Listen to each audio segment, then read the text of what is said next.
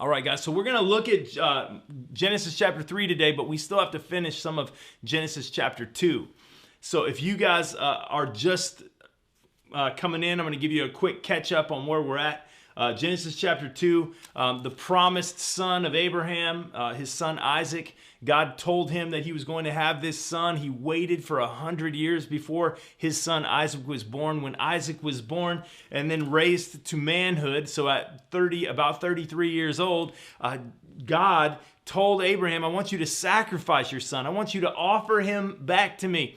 And Abraham did not hesitate, because he was confident. God, you gave me this gift. I didn't earn this gift. It was a miracle that I was able to have a son at such an old age. I will gladly give him back to you, because Abraham, it would seem from the stories that we've looked at, Abraham was confident that God at the very least was going to raise him from the dead. At the least was going to raise him from the dead if he took his son's life. But instead, God stopped the act of sacrifice of his son. And then we got through verse 14. So now we are in Genesis 22:15. We're going to finish out the chapter fairly quickly. And then we're going to get into chapter 23, which I feel like has some great stuff for us. So the angel of the Lord, verse 15, Genesis 22:15. The angel of the Lord called to Abraham a second time from heaven and said, by myself I have sworn, declares the Lord. He swears on his own name. He swears by himself. He doesn't have to swear to anybody else. When God says something, he's going to do it. He is making a promise here to Abraham once again. Because you have done this and have not withheld your son, your only son, I will surely bless you. There is a blessing that comes from certain actions. Being obedient to the things of God, you will discover there is blessing attached to those actions. Yes, we follow a God of grace. We follow a God of mercy. But let me tell you something. When we begin to defy the commands of God, we will experience consequence. When we try to align ourselves with the commands of God, we will experience blessing. When we do what he calls us to do, we will be blessed. Like, you don't even have to know the Lord. Like the book of Proverbs just basically gives a bunch of wisdom about how to live after God. Even if you were not a Christian and you obeyed the laws of God, you would benefit and you would experience a blessing from those laws. It's just how it works. God knows how he set up creation, and when we live in accordance with the way that he set it up, there is blessing attached. So I hope that you understand that and follow that. Because God's blessings are for all. Like it truly, if you follow a nutrition plan that is based out of what God says is healthy, then you will experience health. If you don't, then you won't. You will experience the curse of whatever you're eating, right? I mean, so, and that applies everywhere. Generosity, it applies. It applies in relationships. It applies everywhere. Even the things that seem to go against our natural thought processes and the way we think things should work, the self-serving behavior, thinking of like honesty, even at my own expense, or keeping my word, even at my own expense. Those things we think, well, if I do this, I'm going to experience a curse. But God would tell us, no, you're going to experience blessing from being an honest person, from being from being a godly person, from doing the things that I've called you to do. And so Abraham followed the directs of the Lord, and as a result, God is saying, I'm going to bless you. So by myself I have sworn, declares the Lord, because you have done this, I have not withheld your son, your only son. I will surely bless you, and I will surely multiply your offspring as the stars of the heaven and as the sand that is on the seashore. Now know this, God never had a doubt that Abraham was going to do this, because this promise he made to him long before he was faithful to this calling. God knows with you and me, he knows the future. He knows that we're going to succeed where we don't even know we're going to succeed. You may be put through a trial at some time in your life. I may go through something difficult in the future, and God already knows that we're going to be okay, that we're going to get through it.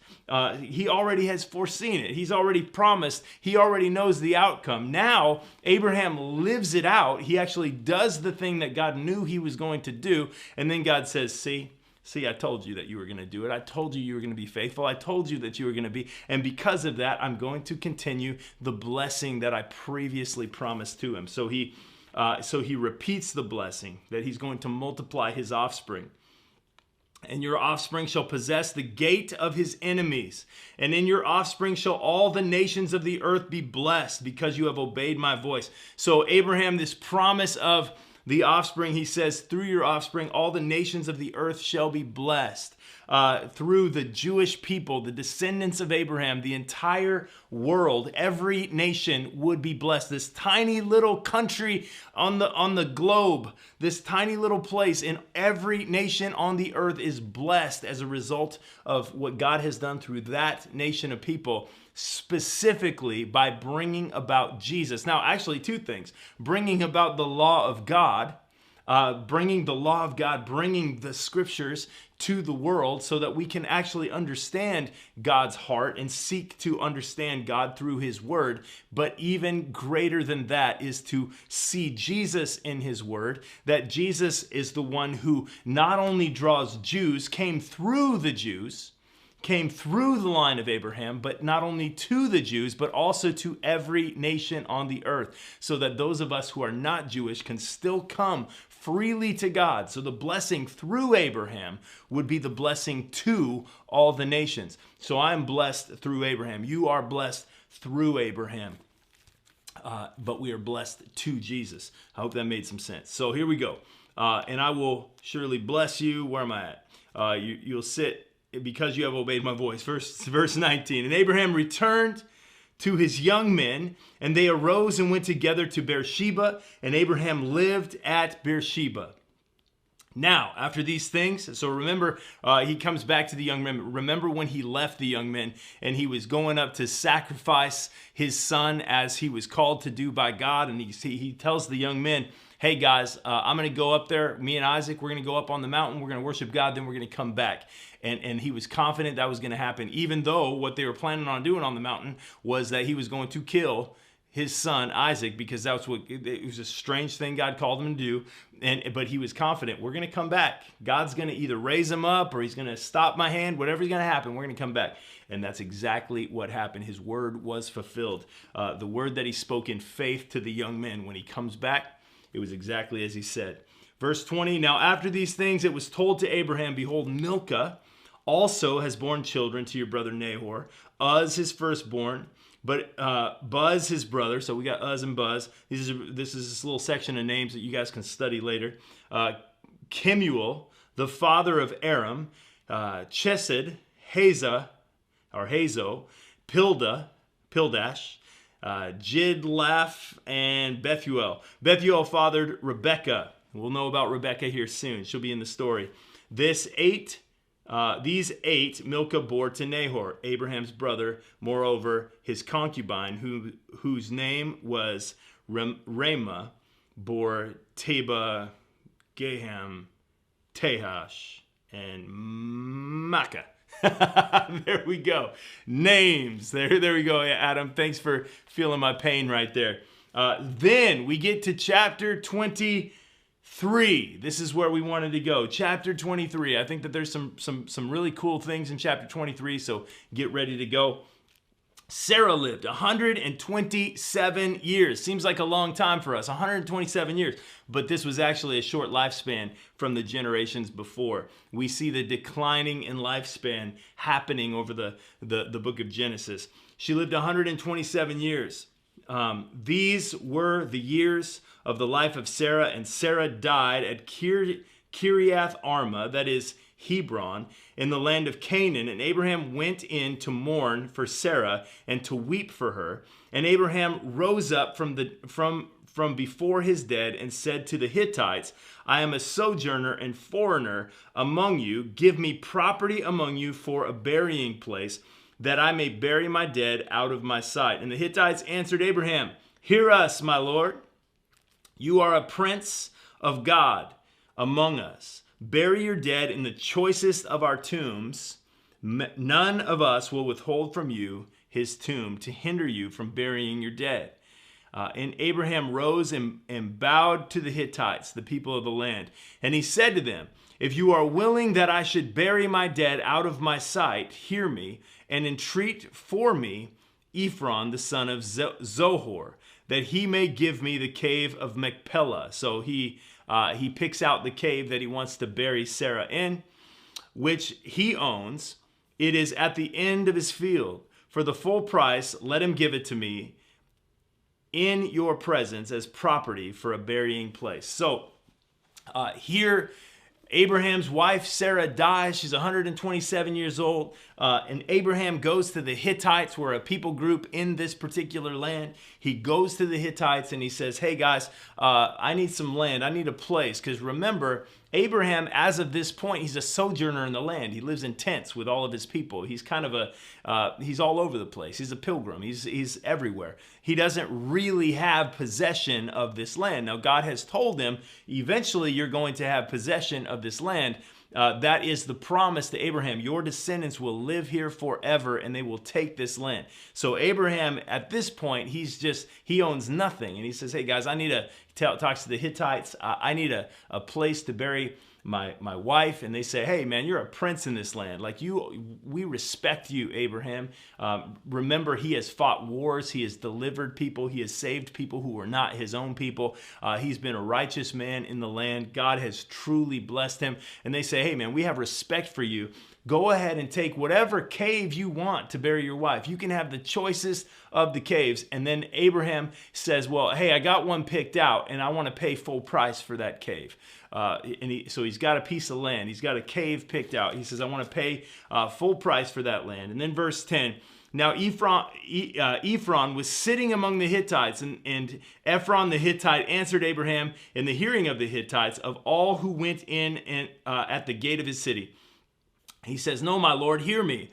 I give you the field, and I give you the cave that is in it. In the sight of the sons of my people, I give it to you. Bury your dead. Abraham bowed down before the people of the land, and he said to Ephron in the hearing of the people of the land, so they're doing this all very publicly, out in the open, but if you will hear me, I give the price of the field, accept it from me, that I may bury my dead there. And Ephron answered Abraham, my Lord, listen to me, the piece of land worth 400 shekels of silver, but what is that between you and me? Bury your dead. Abraham listened to Ephron, and Abraham weighed out for Ephron the silver of the land, named in the hearing of the Hittites 400 shekels of silver, according to the weights current among the merchants. Okay, so two big lessons that I see here that we're gonna pull out of this passage. I hope you guys are still with me. Two big lessons that we're gonna pull out.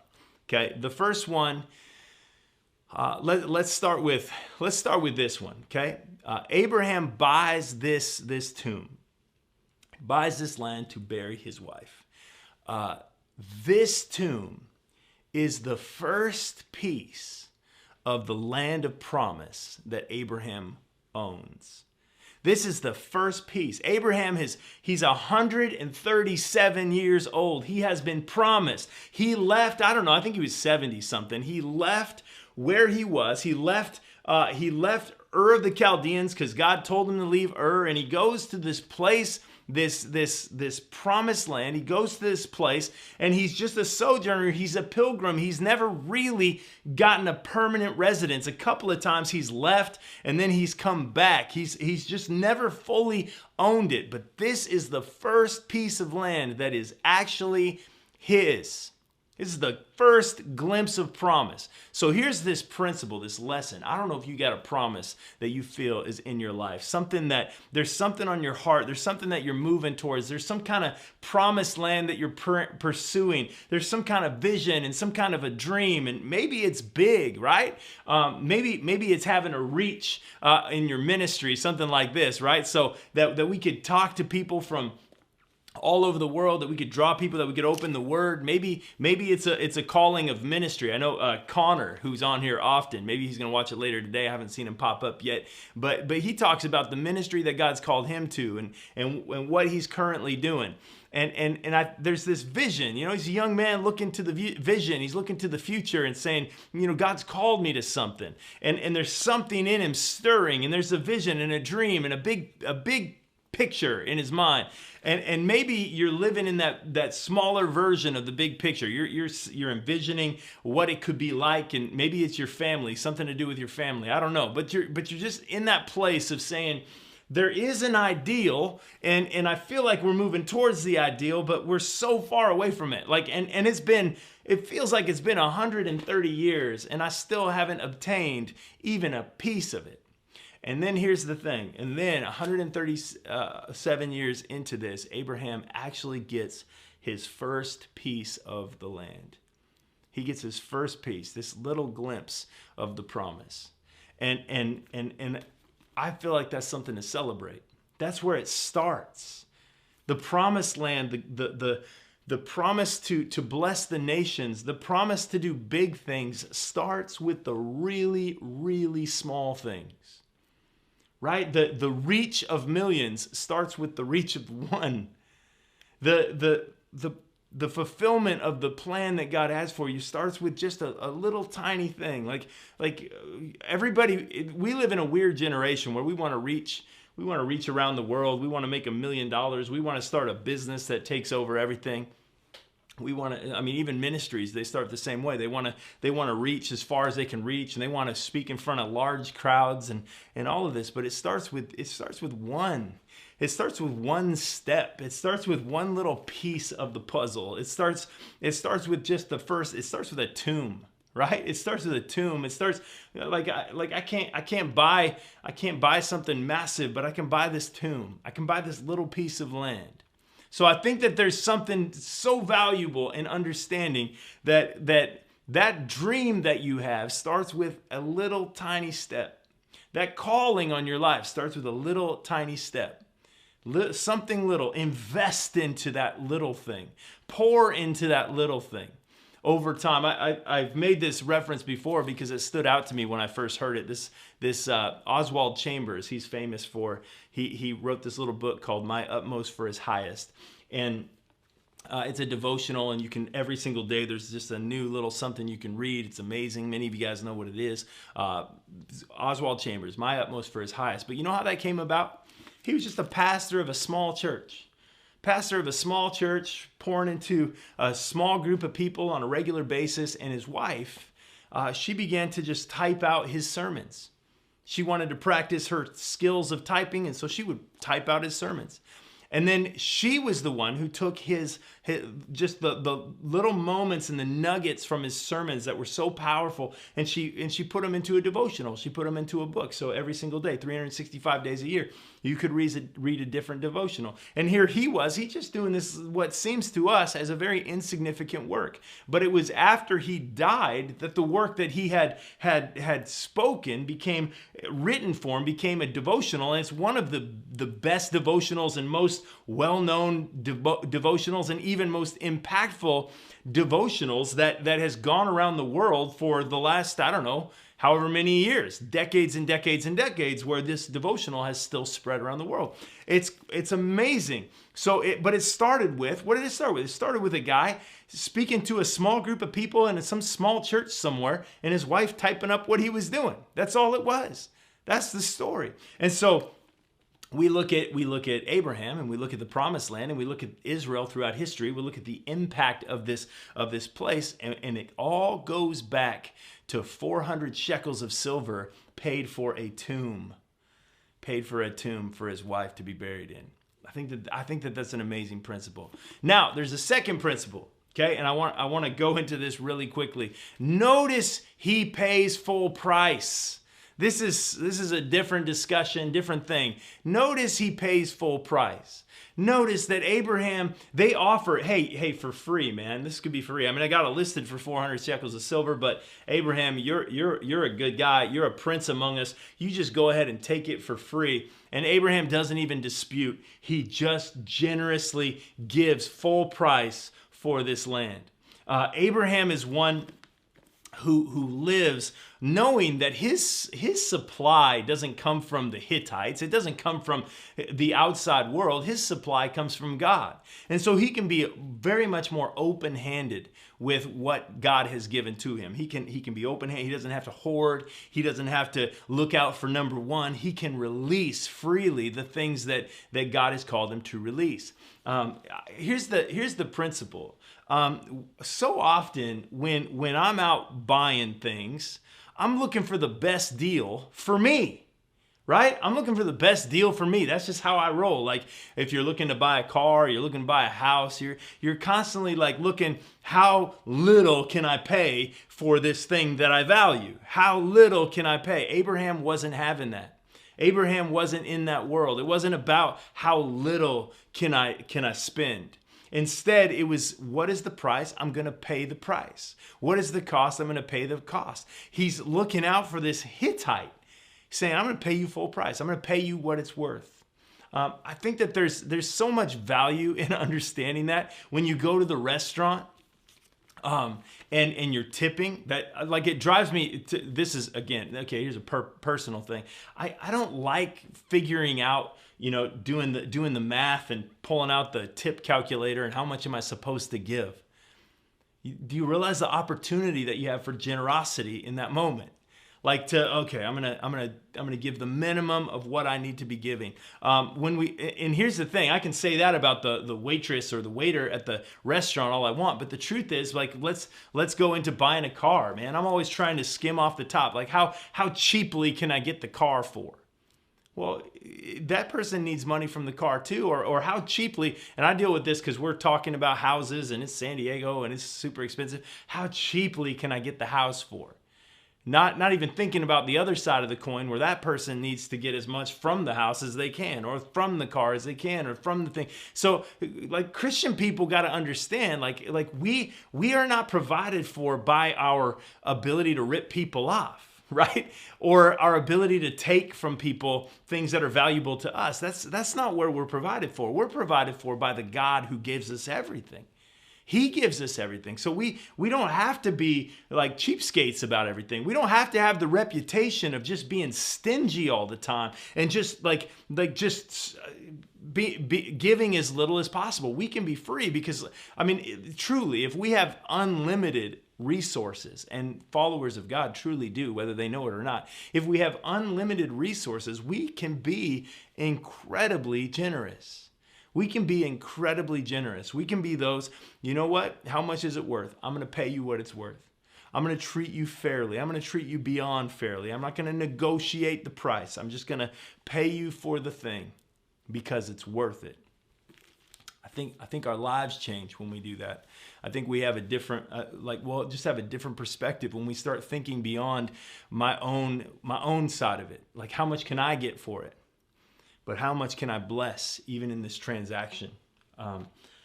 Abraham does that. So verse 17, we're going to just finish up here. We've got like 1 minute. So the field of Ephron in Machpelah, which was to the east of Mamre, the field with the cave that was in it, and all the trees that were in the field throughout its whole area was made over to Abraham as a possession in the presence of the Hittites before all who went in at the gate of his city. And after this, Abraham buried Sarah his wife in the cave of the field of Machpelah, east of Mamre, that is Hebron, in the land of Canaan. The field and the cave that is in it were made over to Abraham as property for a burying place by the Hittites. So here we have Abraham. I'm knocking stuff over.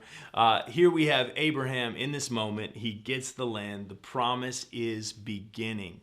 So to wrap it up, as we're pretty much done right here, listen, that small thing matters. The small thing matters.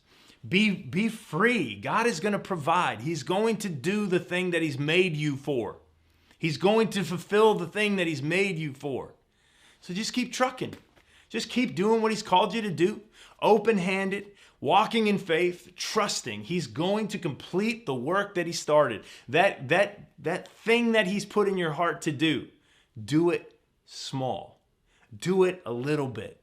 And just keep moving, knowing that the little bit is the beginning to the great thing that he wants to do through your life. Whether or not you ever see it or not, I don't know. That's not for me to decide. But that effect that you'll have on the people around you, the effect that you'll have on your kids, your grandkids, your great-grandkids, your great-great-grandkids, and down the line, that effect of you were the one who lived in your calling, and you even lived out that little tiny glimpse. You bought the field for burial. You bought the cave. You started there. Don't get caught up in it's not big enough. I wrestle with that. I get it. So let's pray, and we'll come back tomorrow. Pick up chapter 24. Lord, thank you for your word today. Thank you for this group that's been on here. Thank you for their faithfulness to come back Monday mornings to check out this video, to join with me, to read the scriptures together. We pray that you would just continue to give us insight, speak to us throughout the day. We ask in Jesus' name. Amen. All right, guys. Thank you guys for being on here. Again, like the video. That helps Facebook share it and let people know that it's worth watching. So like it, subscribe if you're not subscribed. Make a comment in the actual comment section. That's also really helpful. All of this stuff just tells Facebook that this is valuable, because now that we're in a more public space, we are going to get more negative feedback. So the more positive that we get, the better it is. So thank you guys for being on here. And I will see you tomorrow morning, and we'll do this once more. See you. God bless you guys.